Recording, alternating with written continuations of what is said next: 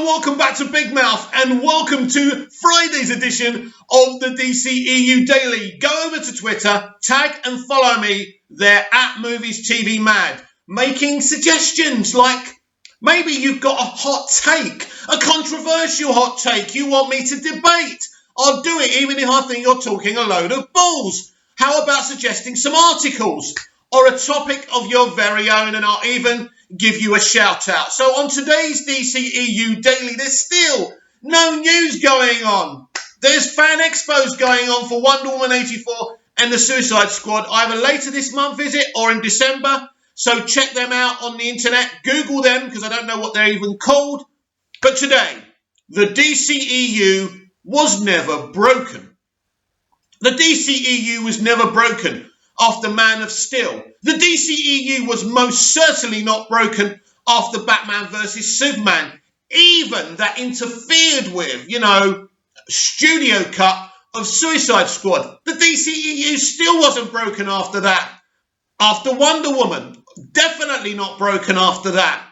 We skip over Justice League, no point talking about that film, especially now. We go to Aquaman, $1 billion. Not only does this prove that the DCEU was never broken, but it actually came after Justice League, a flop, a disaster, with crap CG and VFX and all of that. But this film made $1 billion after that. What does that tell you about the DCEU? That it can sustain its only flop. Justice League has nothing to do with Zack Snyder, nothing to do with Jim Lee, and nothing to do with Walter Hamada. It's basically a foreigner. It's basically something that is just been put in there, right? It's not worth talking about. But for Aquaman to come back after Justice League and make $1 billion, this is substantial proof that the DCEU was never broken. Then we had Shazam. That was brilliantly reviewed and enjoyed by most of the public and made a little profit. We then had Birds of Prey, a film that had a small budget and made a small profit. This is proof that the DCEU was never broken. In fact, if you put the box office together, and I don't know what the box office is altogether, there's proof in there that this franchise was never broken. But still the mainstream media were telling us, can the DCEU be fixed? Will it be rebooted? The DCEU is in trouble. The DCEU was never in trouble, boys and girls. And every single gender out there, never broken. The DCEU is full of compelling films that look beautiful, feel beautiful, with characters people can care about. These famous, iconic DC characters have been adapted in a vital, compelling way. But still, we hear the DCEU is crap. But then, of course, it's always funny when they compare the DCEU to the MCU, because apparently the MCU is this fabulous franchise. Now, stat padding is a thing these days, so if you do compare the DCEU box office to the MCU box office, with certain movies, it doesn't stand up. And that's fine. That's okay. But it doesn't make the MCEU, the Marvel Cinematic Universe, individually, film to film, better than the DCEU. In fact, the MCU started first and it has more movies. It's uncomparable. The only thing you can compare is that they're both, adaptations of, iconic comic book brands. So I'm sitting here today telling you that the DCEU was never broken. In fact, if you look really deeply in every single DCEU movie individually, you can see some really unique movies, right? And then if you jump to Joker, which is not even a DCEU movie, right? That is a fabulous, really good adaptation for the Joker. Arthur Fleck is not an official Joker from the comics, but he's the Joker all the same.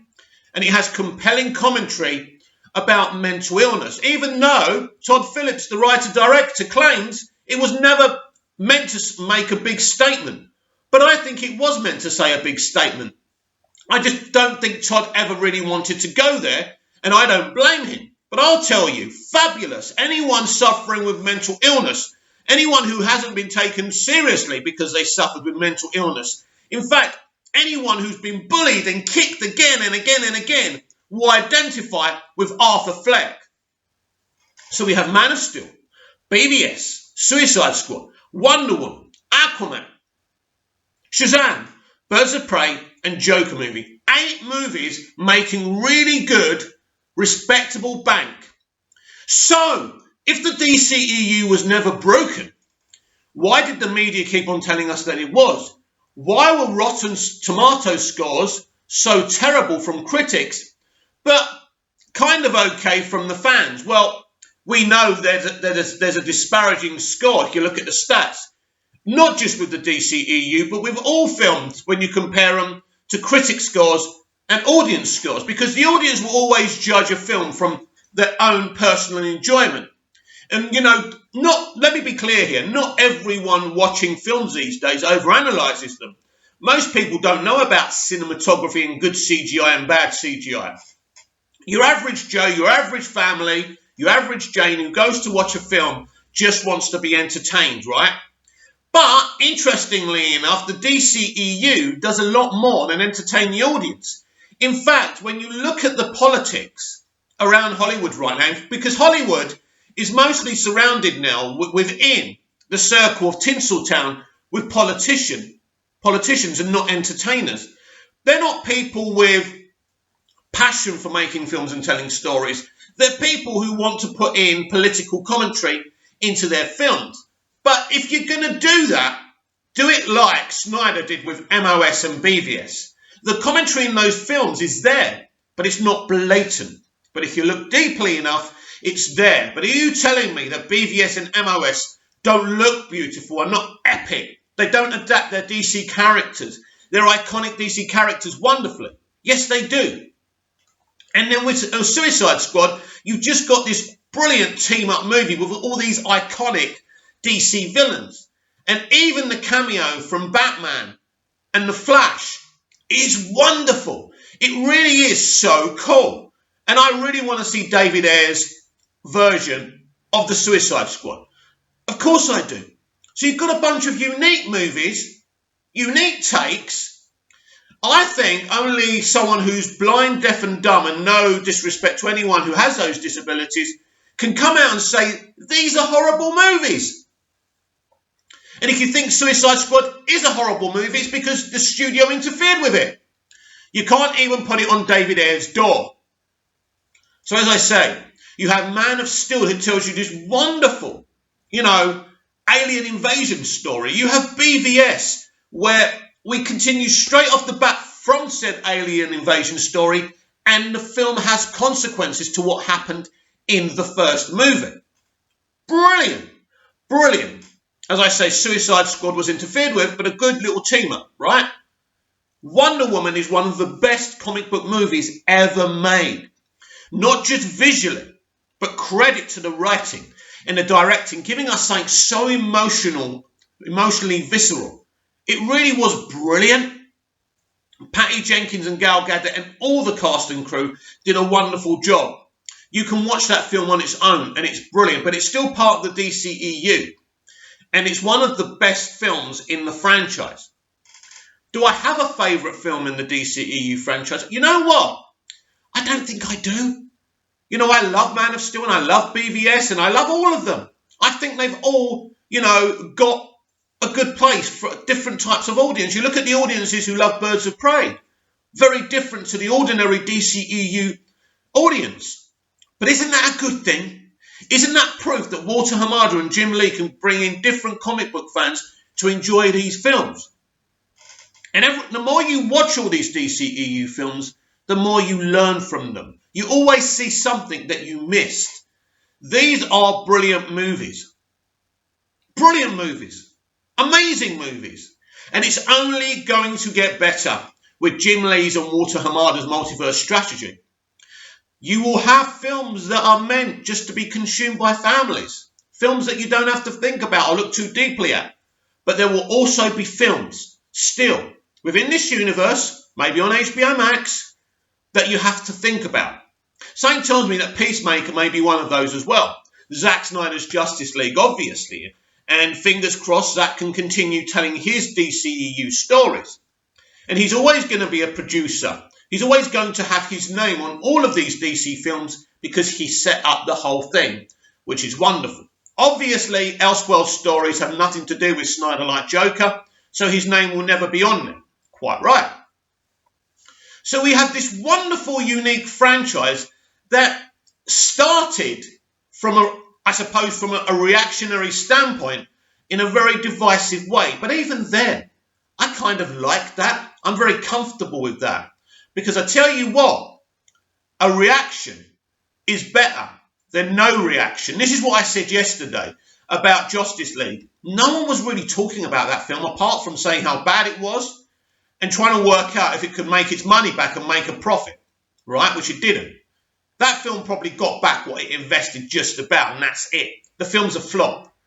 The film's a flop. And the film's not a flop. And I know I haven't spoken about Joss Whedon leaving the HBO show that he created. Because to me, Joss Whedon has nothing to do with DC or the DCEU anymore. He doesn't interest me. I know he interests Ray Fisher. I know Ray Fisher's after justice, and good luck to you, Ray. And you are still part of this franchise. And I want you to continue to be part of this franchise. And when you start talking about these films and your role in them, positively, I will talk about you again. So, Justice League is not Joss Whedon's fault. No, I'm sorry. It's the executives. It's the studios to blame for that film. And I've spoken about why that film should never have been done the way it should have been done, even if they felt Zack had to move on, right? They should have started from scratch. We're not going to go through that again. But the DCEU was never broken. And if you really believe this franchise was ever broken, you know nothing about entertainment and you know nothing about films. Because if you're telling me that this franchise was broken from the start because it was nothing like the MCU, then go and fucking watch the MCU. Sit there counting the money a studio makes. $1 billion corporation. Why do you fucking care? Why do you fucking care if the MCU's made more money than the DCEU? It doesn't matter. Did you like Man of Steel? If you didn't, it's fair enough. Did you like it? Yes? Great. As a fan, all you should watch when you support a franchise, all you should want is for you to enjoy the movie, get some enjoyment from it, and hope it makes enough money so they make more.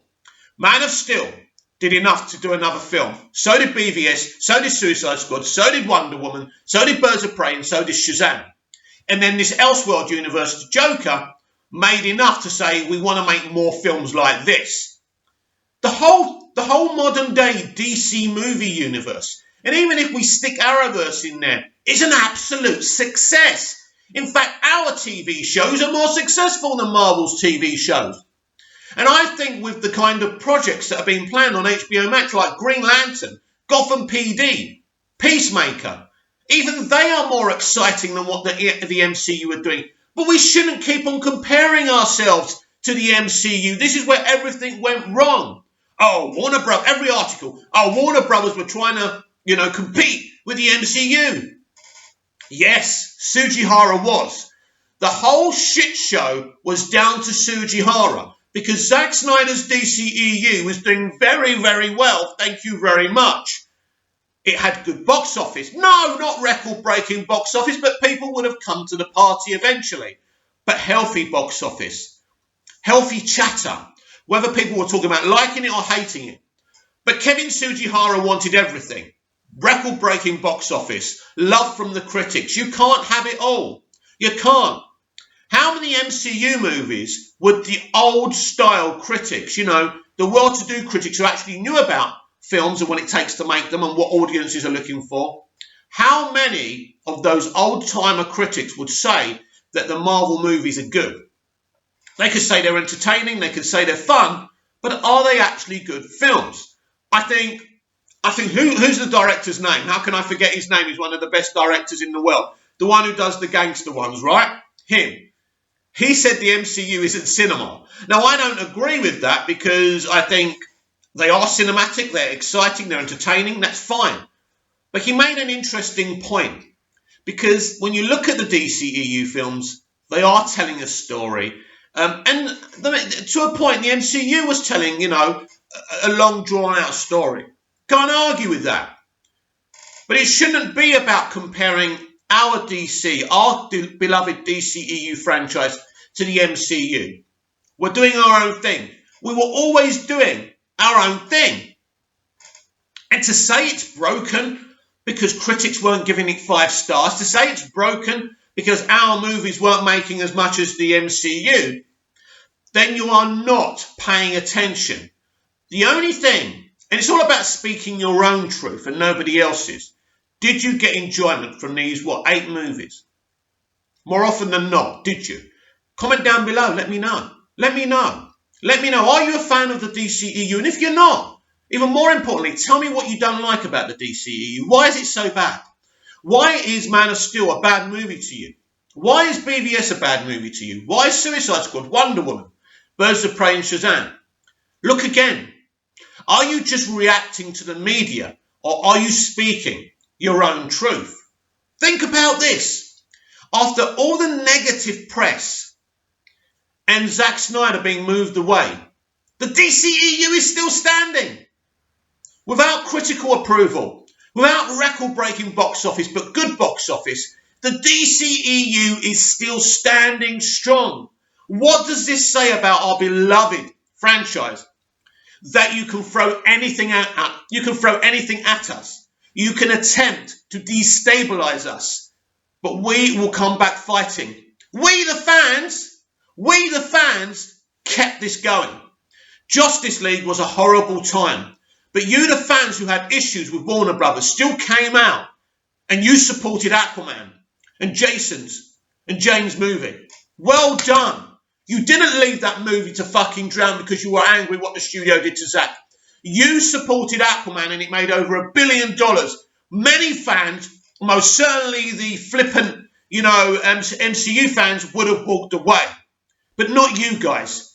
You came in and you supported Jason's and James' movie. Quite right too, because it's a fabulous movie. A movie that talks about people like me who are born in a country, but their parents have the bloodline of another country. It's very difficult. You're a child of two worlds. That's what Aquaman is. That's one of the great things about casting Momoa. Amazing. But you, after all the disappointment of Justice League and what they did to Zack, you and me, we supported Aquaman. Amazing. I saw it very early, before audiences did. But then I went back 3 or 4 times and I went and watched it again. Not because I had to, not because I was just supporting the franchise, but I was supporting the franchise. It was a very important time. Aquaman had to work. Aquaman, now, a lot of critics, he had mixed critics. He had good scores from critics, but people like Collider were calling it a mess. It doesn't matter what you think, Collider, by the way.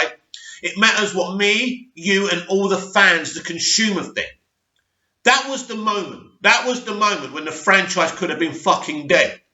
But you supported that movie, and Jason Momoa, but especially James Wan, came in, got his head down, worked with Walter Hamada, and they made a great movie. It wasn't the movie that Zack envisioned, because he wasn't there anymore. But James made a great movie. And even people who don't like the fact that allegedly Jeff Johns forced Black Manta in there, Black Manta is fucking awesome in Aquaman, and I'm glad he's in there. He's a very important character, so Aquaman. He should be there. And I don't care what anyone says. But the point being, after a horrible situation like Justice League, for us, the fans, to support a movie after that moment shows you what loyal, wonderful fans we are. So no, the DCEU has never been broken. Now, for my final subject today, it's my beloved Smallville. Smallville is one of the best superhero interpretations ever made in film or in television. Its achievements are so many, I couldn't sit here today and explain to you how good this show is. If you haven't seen it, go watch it. Be patient with the pilot, be patient with the first season, but it's great. It's a great show. The first 7 seasons were set up in one pilot. One pilot. They set up Lionel and Lex in the helicopter. They set up Clark saving Lex when his car crashes in the water. That is the moment that defines their relationship for those 7 seasons. Smallville was amazing. But there was a situation at the end of the 7th season. We had a writer's strike. 7th season was supposed to be the final season. But Alan Miles, the creators, had issues, legal issues with Warner Brothers and the CW. So they left, which meant Michael Rosenbaum, who played Lex, John Glover, who played Lionel Luthor, and Kristen Krug, who played Lana, left with them out of loyalty. I think Kristen would have left anyway. I think she'd had enough of the abuse she was getting from the fans.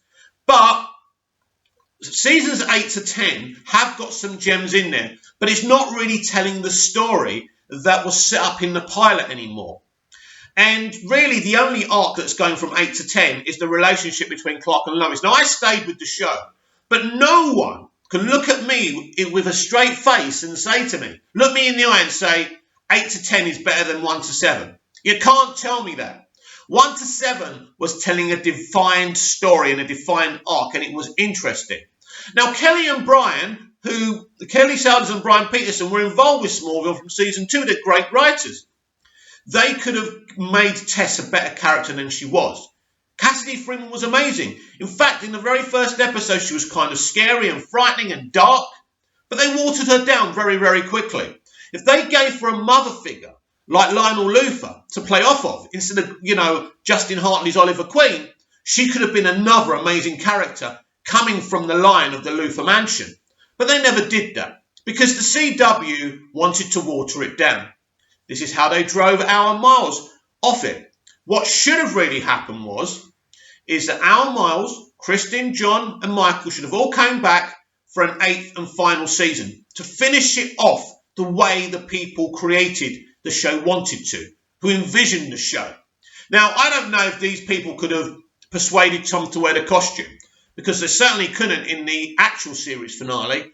I don't think that's as important as people think. Now, I think he should, since Shakespearean days, people have been wearing costumes when they perform. So I don't really know what Tom's problem was. Anyway, if they finished this show off, it would have been wonderful. We just wouldn't have had seasons 9 and 10.